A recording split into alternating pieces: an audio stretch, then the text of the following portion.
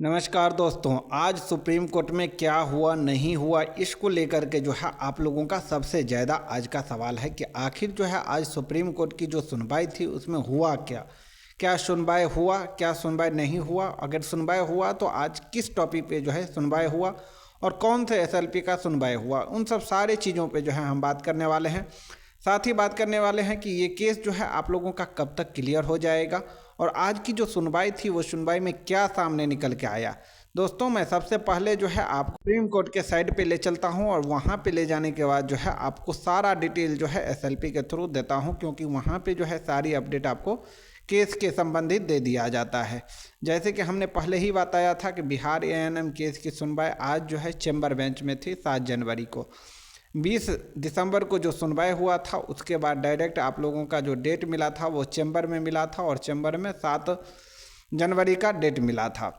तो आज केस में क्या हुआ तो देखिए, हमने आप लोगों को जो है पहले ही सारा चीज़ अपडेट दे दिया था वीडियो के माध्यम से और आज भी अपडेट देना चाहता हूं। देखिए, जो आपके टीम लीडर है, जो क्वालिफाई के टीम लीडर है और जो लोग भी सुधांशु जी शेखर जी के ग्रुप में जुड़े हुए हैं उनको तो सारा इन्फॉर्मेशन ग्रुप के माध्यम से मिल जाता होगा, लेकिन बहुत सारे ऐसे क्वालिफाई होंगे जिनको जो है ग्रुप के में नहीं जुड़े हैं, उनको जो है इन्फॉर्मेशन मिलने में थोड़ा परेशानी होता है। तो उन्हीं लोगों के लिए जो है आज का अपडेट है और उन्हीं लोगों को जो है सारा अपडेट देने वाले हैं कि आज जो है केस में क्या हुआ। हम लोगों ने आप लोगों को पहले बता दिया था कि देखिए, कोई भी केस की जो सुनवाई होती है वो लगभग जो है 2 से 3 दिन पहले उसका कॉज लिस्ट जारी कर दिया जाता है। अब कॉज लिस्ट क्यों जारी होता है? कॉज लिस्ट इसलिए जारी होता है ताकि जो भी इसमें पिटिशनर है, जो भी रिस्पोंडेंट है, उनको पता चल सके कि उनका केस की सुनवाई जो है वो कौन सा कोर्ट नंबर में होने वाला है और कौन सा चैम्बर में होने वाला है, या रजिस्ट्रार कोर्ट में होने वाला है या मेन बेंच में होने वाला है और कौन से कोर्ट नंबर में होने वाला है। वहाँ पे जो है उनका एडवोकेट प्रेजेंट रहता है। इसमें भी सेम 22/7/30 अंजलि कुमारी वर्सेस अर्चना कुमारी का एसएलपी है, उसका भी आपको कॉज लिस्ट के लिए हम लोग वेट कर रहे थे 2 दिन पहले से लगातार।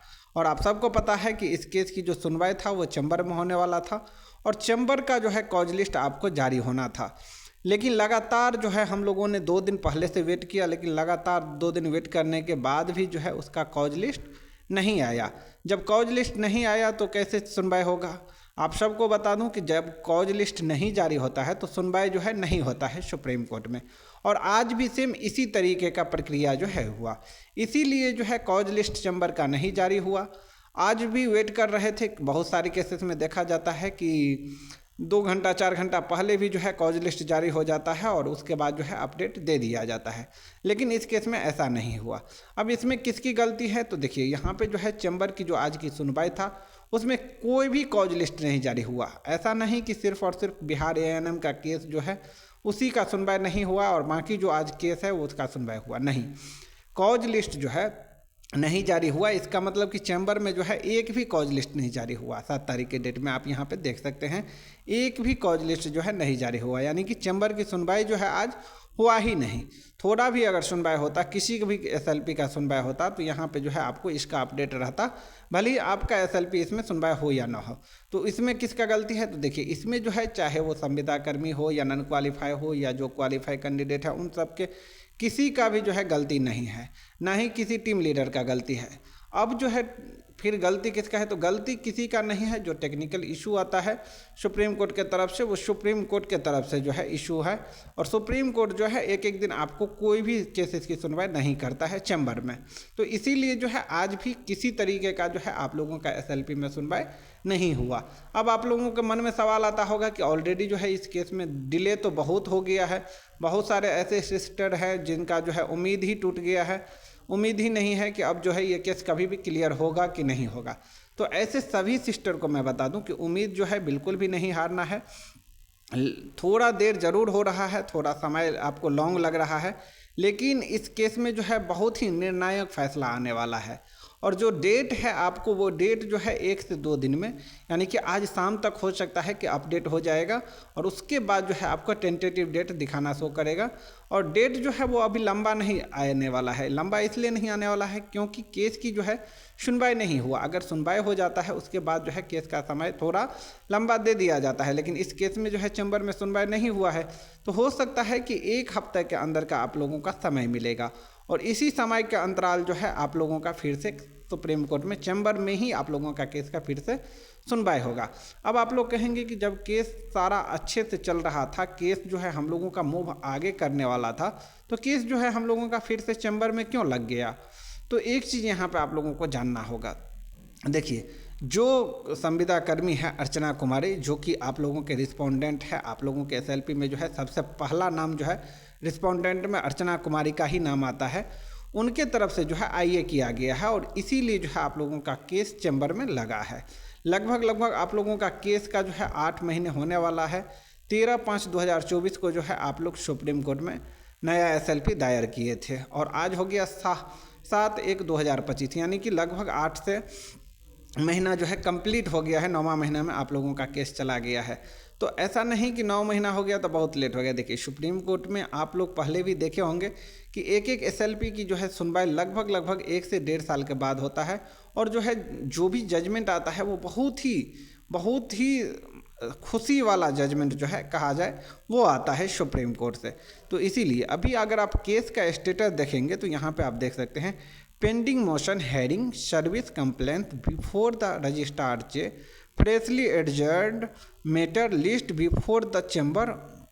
ऑर्डर नंबर जो है आपको 20/12/2024, यानी कि 20 तारीख को जो सुनवाई हुआ था उसके बाद जो ऑर्डर दिया गया था और उसमें जो है आप लोगों का केस का सुनवाई चैम्बर में हुआ था, ये यहाँ पे आप अभी शो कर रहा है। स्टेटस में देखेंगे, पहले जो आपको टेंटेटिव डेट आज का दिखाया जा रहा था वो अभी जो है फिलहाल यहाँ से गैप हो गया है।